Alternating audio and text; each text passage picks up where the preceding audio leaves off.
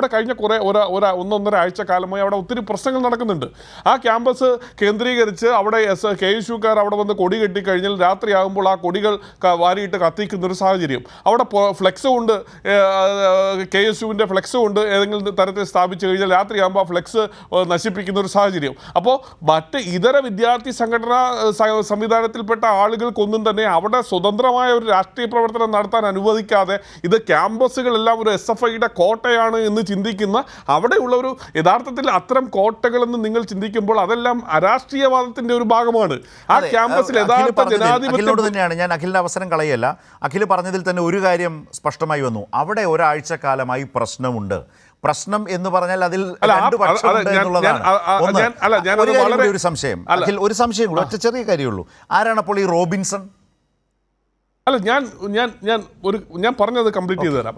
ഈ പറയുന്ന പോലെ സാൻജോസുമായി ബന്ധപ്പെട്ട് സാൻജോസിൻ്റെ ഒരു സുഹൃത്ത്, അദ്ദേഹത്തിനോടൊപ്പം ഒരു സഹപാഠിയായിരുന്ന ഒരു സുഹൃത്ത് അദ്ദേഹത്തിൻ്റെ ക്യാമ്പസിൻ്റെ വെളിയിൽ ഒരു ബൈക്കിൽ കൊണ്ടുവന്ന് പുറത്ത് കൊണ്ട് ഡ്രോപ്പ് ചെയ്യുന്നതിന് എന്താ പ്രശ്നം?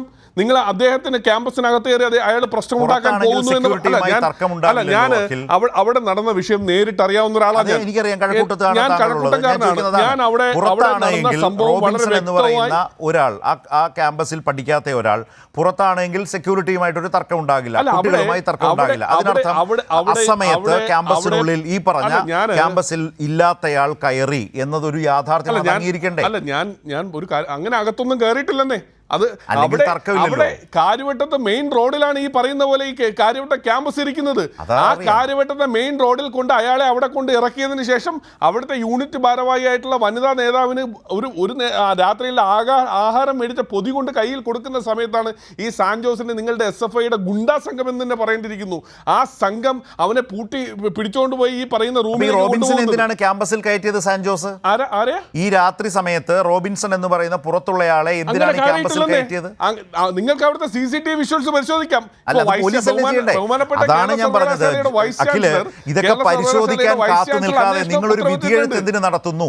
അഖില് തന്നെ പറഞ്ഞു അവിടെ ഒരു തർക്കമുണ്ട്, പ്രശ്നമുണ്ട്, CCTV പരിശോധിക്കണമെന്ന് നിങ്ങൾ ഡിമാൻഡ് ചെയ്യുന്നു. പുറത്തു നിന്ന് ഒരാൾ രാത്രിയിൽ അവിടെ വന്നു എന്നുള്ളത് ഈ ചർച്ചയിലടക്കം കുറേയൊക്കെ ആളുകൾക്ക് ബോധ്യപ്പെടുന്ന ഒരു സാഹചര്യം വന്നു. ഇത് അന്വേഷിക്കട്ടെന്നേ. നിങ്ങൾ എന്തിനാണ് ഒരു വിധിയെഴുത്തിലേക്ക് പോകുന്നത്? ഒരു സംഘടനയെ ചാപ്പ കുത്താൻ?